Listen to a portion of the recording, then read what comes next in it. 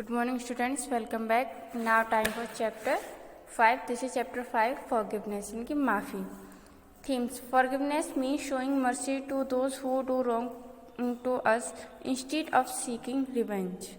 यानी कि जो माफ़ी है, माफ़ी का मतलब है कि हमें माफ़ कर देना चाहिए उस इंसान को जिसने हमारे साथ कुछ गलत किया हो. उसके साथ हमें बदले की भावना नहीं रखनी चाहिए, माफ़ कर देना चाहिए. Forgiveness makes us merciful and compassionate towards other. And माफ़ी हमें मर्सीफुल बनाती है, दयालु बनाती है. कंपैशनेट मीन्स भी दयालु होता है, इनकी दयालु बनाती है दूसरों के प्रति. The value for the day is forgiveness. जो वैल्यू है डे के लिए वो क्या है? माफ़ी. Time to think. Children seeking revenge is not a good feeling whereas forgiveness is a quality, great quality. बच्चे जो मांग सीखें, इनकी मांग करते हैं बदले की, जो कि वो ठीक नहीं है.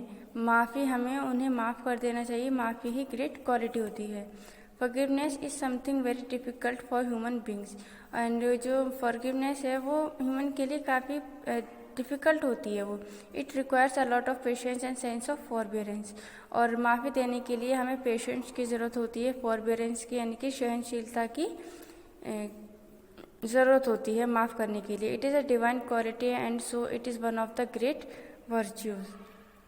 और ये बहुत ही एक अच्छी क्वालिटी है, बहुत ही अच्छा गुण है जो माफ़ी अगर हम माफ़ कर देते हैं तो यह इंसान के लिए बहुत ही अच्छी बात है. A person who is seeking revenge at a point of time is miserable and unhappy. This is because he is not able to forgive the person who had done wrong with him. यानी कि जब कोई कोई भी person जब बदला लेता है उस टाइम पर तो बहुत ही मिजरेबल हो जाता है, अनहैप्पी, नाखुश हो जाता है, क्योंकि वो माफ़ नहीं कर पाता है सामने वाले को जिसने उसके साथ कुछ गलत किया होता है. वो उसके साथ और भी ज़्यादा बुरा करने के बारे में सोचने लगता है. Forgiveness is considered to be a divine feeling for our thoughts in one's life. देखिए, फॉरगिव माफ़ी जो है वो बहुत ही दिव्य यानी कि बहुत ही अलग फीलिंग होती है इन पीपल्स की लाइफ में. It is very difficult to think to love your enemy and forgive the sins of others. और ये बहुत ही ज़्यादा डिफ़िकल्ट होता है कि अगर हम अपने एनिमी से हेट ना करके लव करें और उन्हें माफ़ कर दें. You always keep enmity, vengeance and anger toward your enemies. आपको हमेशा जो हमारे दुश्मन होते हैं उसके और गुस्सा नहीं करना चाहिए, क्योंकि गुस्से से हमारा ही लॉस होता है. But to forgive the sins of others is considered as a divine act. लेकिन अगर हम उस सामने वाले अदर पर्सन को माफ़ कर देते हैं तो बहुत ही अच्छी क्वालिटी होती है उस इंसान के अंदर जो कि माफ़ कर देता है. In the Lord's prayer we recite forgive your sins as we forgive the sins of others. यानी कि हमें माफ़ कर देना चाहिए अपने सिंस को, जो कि अदर को अगर माफ़ कर सकते हैं तो वो उनके अंदर ये बहुत ही अच्छी क्वालिटी है कि वो माफ़ कर सकते हैं. उनके अंदर पेशेंस है, फॉरबियरेंस है. In order to become the children of God you have to full these words in your life. अगर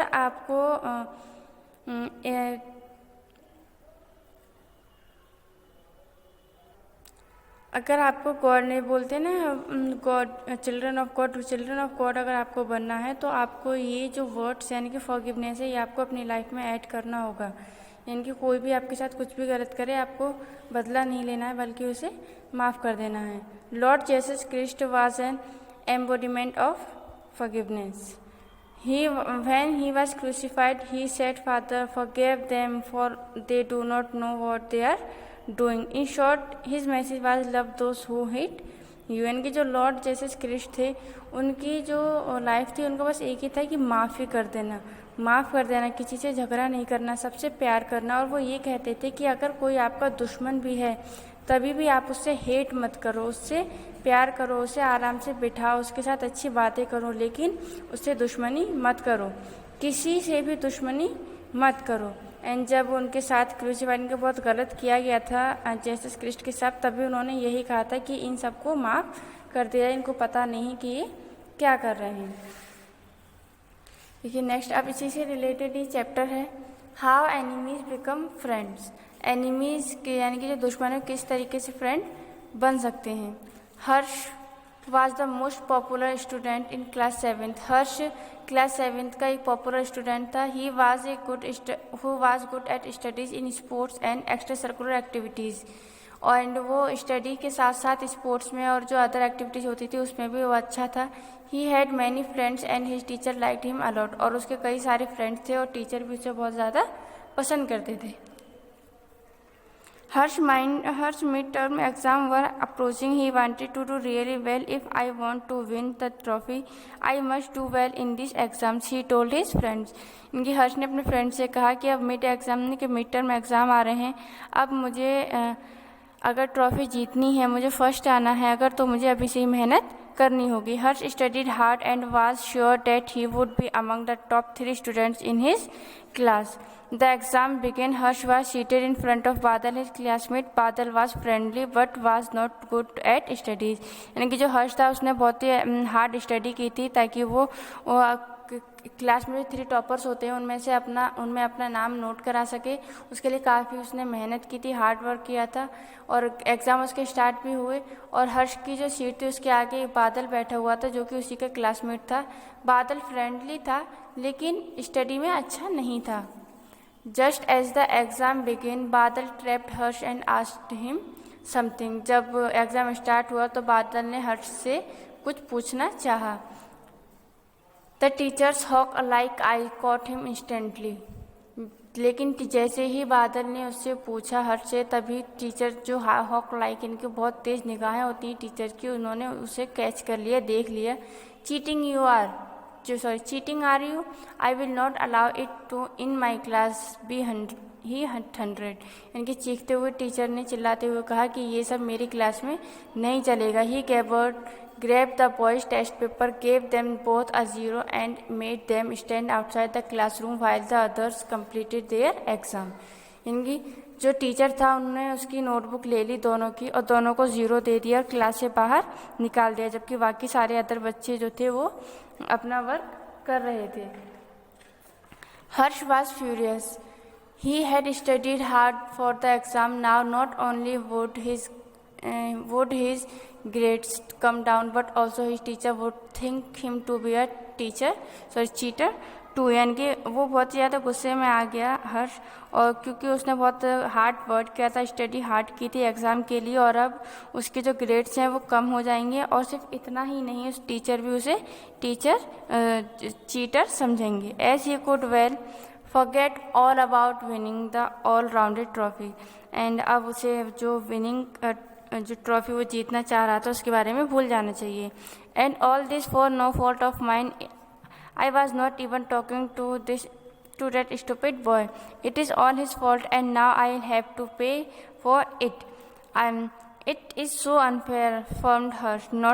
Hot angry tears rolled down his cheeks.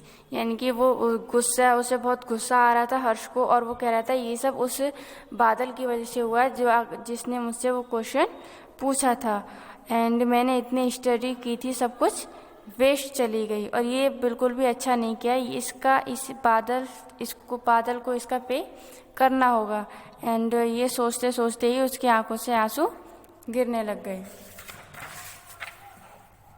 You will pay for this Badal, he said as he glared at the boy standing beside him.